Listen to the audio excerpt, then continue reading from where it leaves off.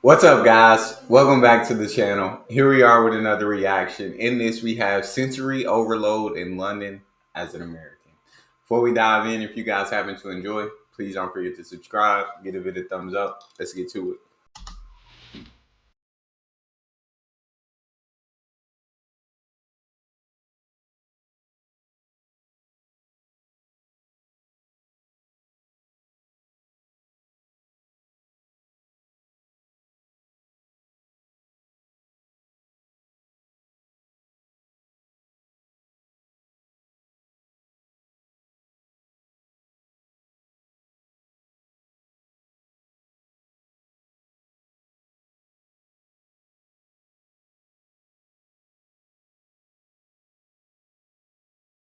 Hello, welcome to my last stop on this Euro tour.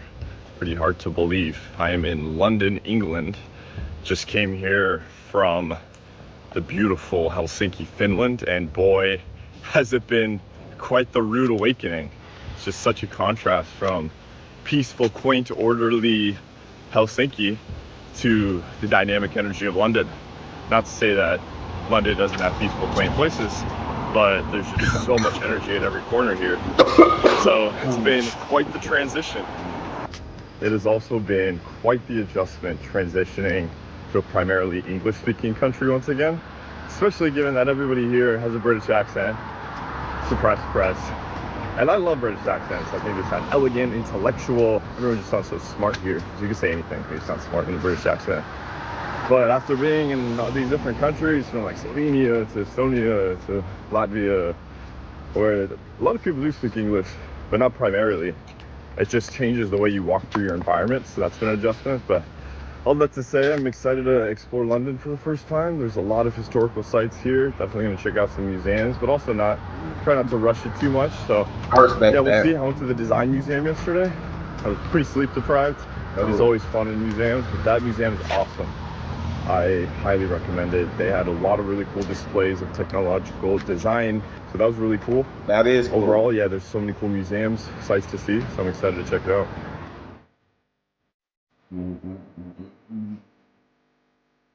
I can't wait to see the museums he goes and checks out as well. I mean, I feel like everybody that goes to the UK definitely wants to travel to London.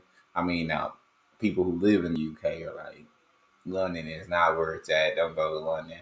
But you want to go to London, even just for a little bit, and visit other parts of the country. But I feel like you traveling from the US for sure. London is a must visit at some point or another. Walking around Westminster, checking out some of the main sites, Dang, such as look at that Big building, Ben, Westminster man. Abbey, etc. It is It's been fun. gorgeous. Just weaving in and out of Just look tourists. at the architecture, like in the background behind them. You see more modern day architecture, and then on to the side of him, you see more older. But I don't know what kind of era architecture, but I absolutely love it. And selfie sticks, and I think I blend right in by taking this video right now. But the buildings and structures are certainly very impressive, especially with the intricate Gothic architecture. It's so captivating because the rigid lines, it's very dark, but very powerful and opulent. So it's cool experience walking through these very historic buildings, exploring London for the first time. And so I'm definitely enjoying it so far, but have to settle myself being around so many people, especially coming from Finland. That was much calmer. So, you know, I got my piano going in my AirPod just to keep me nice and grounded. I feel that. Oh. Yo. Just opulence everywhere, like lions, man, in the square. If that doesn't speak strength and power of the British monarchy, then I don't know what does. Facts. I mean, the architecture of all these amazing buildings helps, especially after coming from the Baltics and Finland, where there are things to see, but this is night and day in terms of the number of sights to see. It's pretty impressive. Are we eating healthy? Won't lie, yesterday was a bit of a tougher day. It's travel day, flying out 3 hours, no sleep, and then acclimating to a much different environment than I've been used to. It's kind of a struggle, but That it's sounds crazy tough. what wonders a good night's sleep will work. I feel great. Been really enjoying this. And it's pretty funny thinking about the sense of comfort that I feel being around so many English speakers again, since that was an interesting dynamic, almost feeling like a wall of communication, right? The barriers that come with that at times, but knowing that's the point, right? Like that's why I've been doing this, is to put myself in uncomfortable situations and tear down my castles in my life and see where I ultimately stand, right? Because myself personally tend to be very routine oriented, and I tried to create a sense of structure amidst a life of chaos. Meaning, in general, life is very unstable, life is very chaotic, but you can almost insulate yourself by creating certain routines and structure so you can better focus on certain things. Probably didn't pick the right place to record this given how busy and loud it is, but we're doing it, the thoughts are flowing. But the point I was just making is that routines can help you insulate yourself and in ways create stability to instability, so you can be more focused on certain things. But it's in the extremes that you... Man, that look good. Okay. I'm getting hungry. Oh, I could dive right into that. I'll tell you that right now. I could dive right in. often learn the most about yourself, which is why Shout I out wanted to be like Chinatown. naked, so to say, in a lot of parts of my travel, and just seeing how I react to certain things. And it's been interesting because oftentimes I felt certain angst or anxiety that I'm not used to experiencing, and it's really shown me how I react to certain things and how I can work on those things going forward. So it's been really eye-opening and provide a lot of perspective. So I'm very, very appreciative of that. That's pretty dope. British Museum. Okay. Man, the British Museum is insane. If you want to teach somebody about the history of the world, just lock them in there for a couple months and you'll have a pretty good idea of the trajectory from ancient history all the way to the present. There's just such an incredibly mind-blowing collection of different artifacts from all different empires, from all different time periods. It's amazing that this is all collected in one place like this. In terms of museums, I can only think of the Met in New York City and maybe like the Art Institute in Chicago that have really impressed me to this degree. I was only in here for 2 hours, but could easily spend multiple days. And that's always the tough thing with a massive museum like this. You can either take a generalist perspective of just bouncing around and taking bits and bits from different rooms, or just really focus in on a single one. And given that I'm only here for a few days, just wanted to get a general idea. But man, if I lived in London, I would like to think I would come here fairly often. I mean, so far his trip just absolutely does look pretty dope. And you're getting to see some of the great parts of London. I feel like some of the parts that I would definitely want to visit if I were to ever be able to travel to the city. Uh, well, we'll see if I ever do one day. Oh, interesting. I'm sitting outside the museum now. Got a nice falafel salad box that I'm enjoying.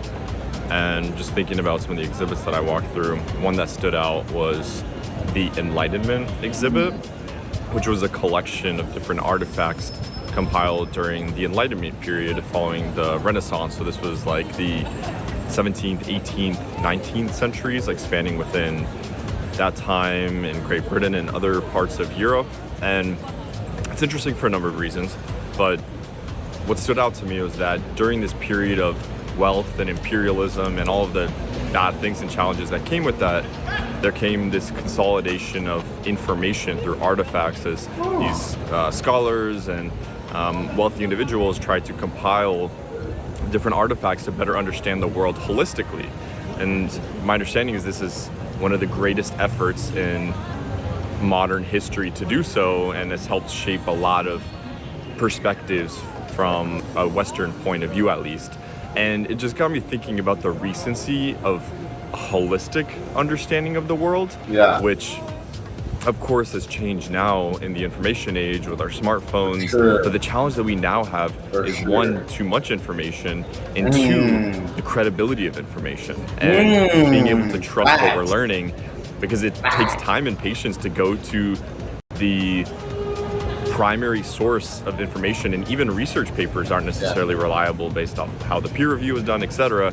That's a whole rabbit hole that I won't dive into, but really it just got me thinking about, like, how do you best educate yourself in this time in which you have so much information? And I think it comes down to a number of things. One, patience in how you process information, and two, focus on being having, I don't know, some open-ended desire for general learning and understanding, but then from there being focused in having some guided curriculum in understanding the world in a more pointed way.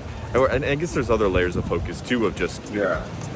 trying to absorb things in a way that is sustainable. Like, for example, I think about back when I was in high school, I did really well in my history classes, but only so that I could focus on rote memorization and then do well on my exams. But none of it really stuck with me because I couldn't see the big picture of why it was important. Yeah. So there's a Yeah. number of layers there to dive into.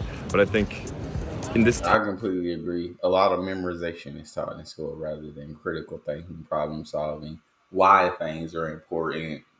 Don't really get into a lot, but I'd love to check out the British Museum just to kind of go in and check out all the artifacts I know that have been collected from all over the world, and just to kind of read the summary or history behind so many things.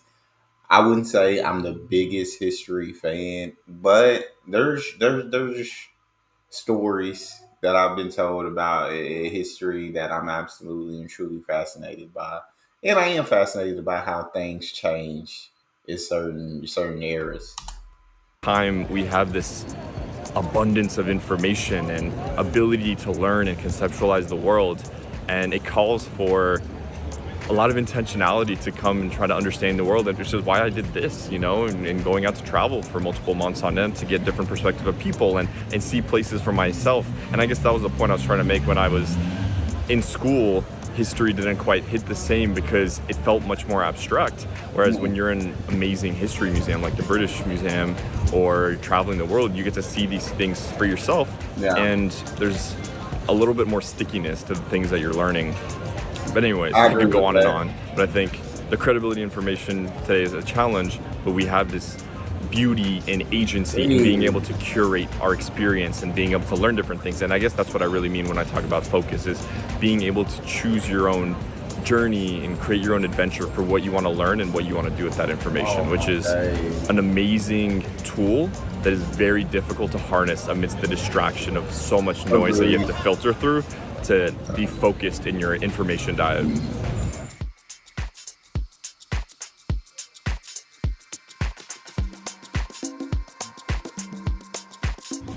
Man, London is absolutely huge. There's so many different Yeah. neighborhoods to explore, each with their own unique character and style.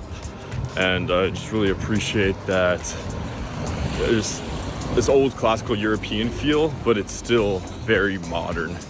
And man, I Love just gotta that. say once Always again, love that. I love the energy of London. I love the diversity of different neighborhoods, and that it's truly an amalgamation of so many different cultures. And it truly feels like the world is at your fingertips. And I there aren't a feel lot of that. cities that provide that feeling to this level. I think New York City is the most comparable that comes to mind. Obviously, there's a much more European version, I think, like I mentioned previously. But it's cool in a city like this. Obviously, it's so large and dynamic. There's a lot of good and bad. You can say there's a million I different get ways you that. could process and experience a city like this. But it's cool, like, I think this would be the perfect place to go to school and get an undergraduate degree or a master's degree, because if you want something, you can probably find it here, in terms of people, in terms of connections, in terms of pursuits and how you want to express yourself. It's very difficult, but if you're focused, cities like this, I think, provide a lot of opportunity. And I mean, obviously London is one of the biggest, most bustling cities in the world for a reason, but I'm really finding appreciation in that.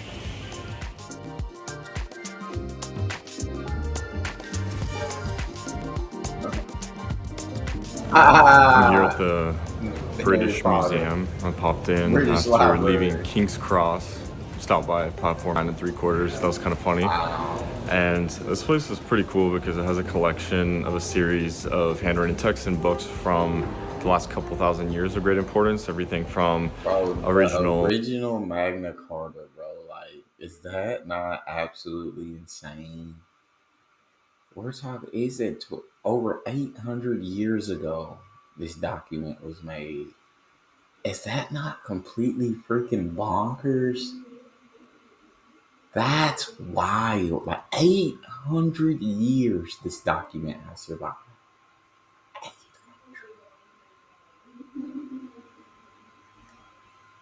That's it's mind blowing when you truly think about 800 years.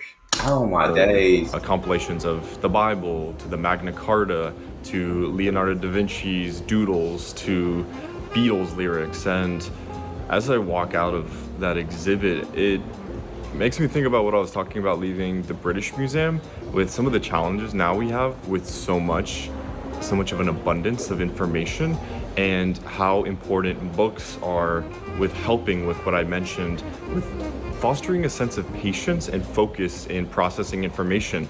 And books are so important for that because nowadays, with things like TikTok, short form video, and AI, we're able to aggregate and summarize information so quickly. But when we process so much information at a surface level, we might have a general understanding of a lot of things, but very few things at any level of depth. And that's why books are so important, because they allow you to continually re-encode information over time. So if you're reading a book and it takes you 10 to 15 sessions to read about a given topic, then you're constantly reprocessing that information in a new way, and then it really sticks. Whereas if you just watch a 10-second TikTok on something, maybe in that moment it can help you figure out like where you're going to eat lunch, but you're not going to remember that information. And yeah, it's just something that concerns me, going into the future of like how much information we can truly process with the abundance that we encounter. And for myself, like I really struggle with this. Growing up, I've oriented towards using video and media to better learn information rather than sitting and reading books. Even when I was in school, I wasn't the best reader. And so nowadays I literally try to force myself to read so I can foster a sense of patience. And there's a beautiful sense of mindfulness that comes from that too, of just sitting patiently and processing information via text, because it takes a lot of focus to do so. I mean, books are, I really just hope that they don't become a lost art, because they allowed the world to share information, right? Like going into the Renaissance, it was the Gutenberg press that allowed mass replication of information, that enabled things like the Enlightenment, and for more of the democratization of information, which gave people more context for what was possible, right? So I'm gonna stop that here before I go completely off the rails. But yeah, I think I worry that maybe reading is becoming a lost art, but it's something that allows us to bring a sense of patience and focus into processing and encoding information over a long period of time. Jackson, the sites that he's got pictures of that are flashing through the screen are just absolutely gorgeous. I do agree with him in that worry and concern that reading is becoming more and more of a lost art, just in terms of people consuming social media, people consuming TV, people consuming and picking up less books. And books are absolutely incredible because you get to use your imagination. And that's pretty dope. So, yeah, I feel like I read more once upon a time. I need to get more into it again, but everybody should be reading. Everybody should be reading. All right, it is my last full day here in London before heading back to the States. It's been such a journey, I can't believe it. I think I finally, here in London, adjusted to all the British accents around me. It's been overwhelming, the abundance of intelligence. I do think it's pretty funny though, how much variation there are in the accents across the entire UK, so that's been fun. But yeah, I'm in Notting Hill. This neighborhood is pretty cool because there's a bunch of pastel buildings. There's also the market, the street market, whatever it's called. And I stopped in for some chai, nice Portobello. green bowl. I'm about to head Ooh. to the Museum of What Brands. pastry is There's so that? many random museums here. Went to the Design Museum earlier, like I mentioned, going to the Museum of Brands, going to check out the Natural History Museum. And I think it's just really, it's interesting how spread out each neighborhood is, but there's so many nice areas to walk around within each. It's pretty overwhelming, and my feet are definitely reaching their limit of Oh, how much they can handle walking after 2 months in oh. Europe, and now I traversing through all of understand that. London on foot. But yeah, I gotta make the most of this day, and so yeah, I'm just appreciating the journey. Okay, in the last Respect. couple months of travel, I've been to a ton of museums, a lot of which have been very cool and stimulating. And I really like to visit museums when traveling, since they can provide a lot of reflection points that describe a place, or just prompts that are very stimulating to think about life as a whole. And since I've been traveling solo for a large portion of this trip, it's been a nice way for me to muse on different ideas and kind of reframe some of my processing of the world and challenge some of my assumptions. But anyways, this museum, the Museum of Brands, was probably one of the coolest museums I've been to, because it was this massive collection of consumer products, different household goods, just various things and posters and different marketing tools or items that have been compiled from the Victorian era 200 years ago up That's until so now. crazy. And it's just such a cool way Yeah. to paint a picture, paint like some picture. That's so crazy. Like that's so freaking cool. Seeing these brands way back when they have history is cool. It Of is what cool. different consumer lifestyle was like in different periods of time here in the UK.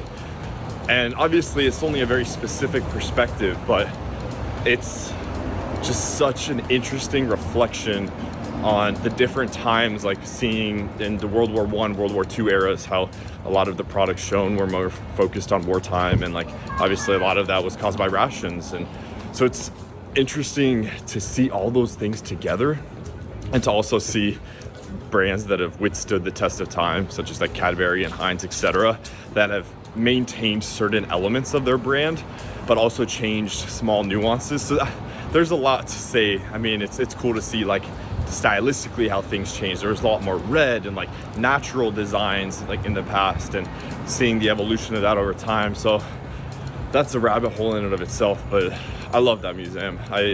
My minor in university was marketing, so I always really enjoyed the psychology of thinking about why we gravitate to certain products versus others. And obviously that's super complex, but I feel that. that was an incredibly stimulating museum. It was very overwhelming because there's so much to look at, but one that I will certainly remember and probably be thinking about for at least the next couple hours. Although now I'm going to the Natural History Museum. It's gonna be a lot. All the Probably museums. sensory overload. So we'll see. My brain's Maybe probably a just little gonna be bit. mush after this. All right, well, my brain is now completely scrambled. For one, that museum was incredible. All of the museums in London are mind-blowing.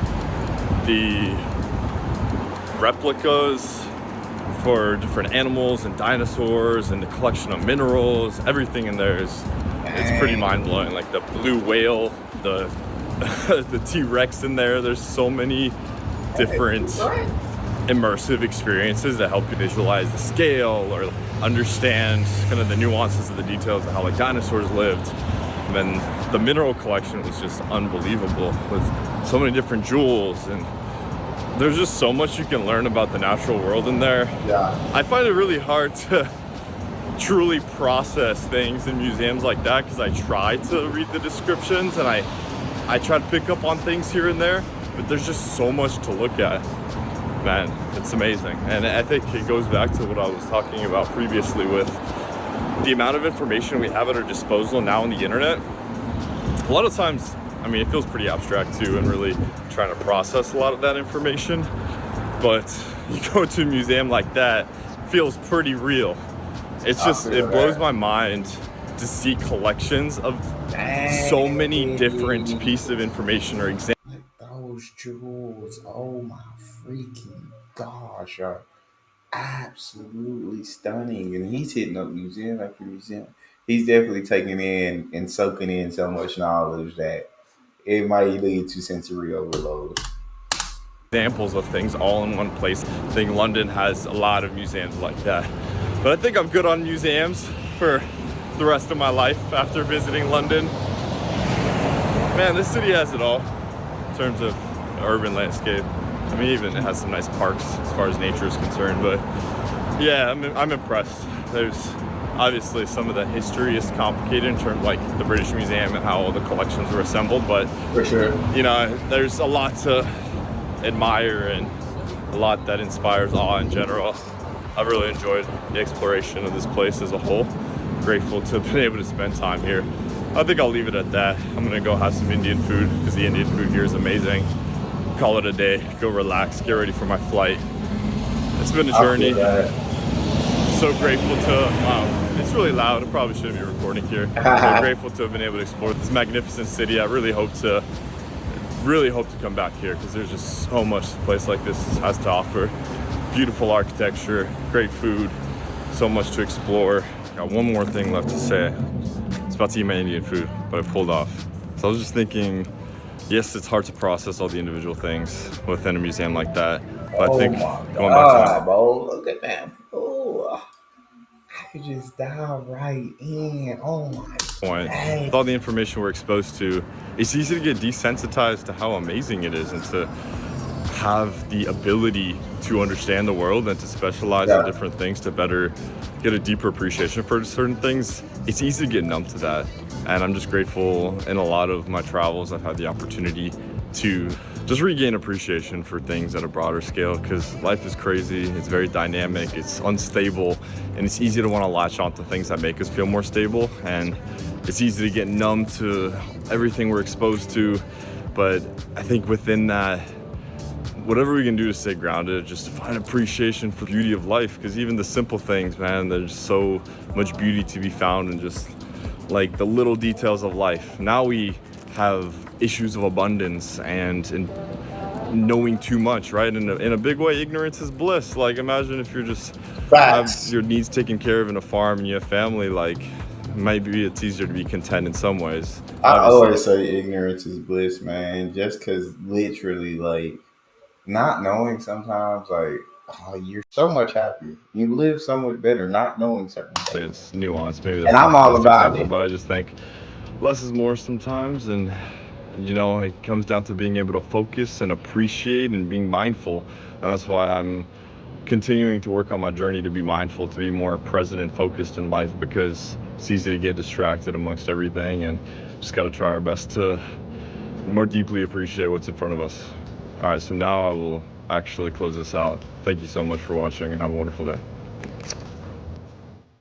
Ooh, that looks like some good dessert. Hey, that was a great video from him. Unfortunately, that's all we got. I hope you guys enjoyed. And if so, don't forget to smash subscribe, give it a thumbs up, check out the next. See y'all next time.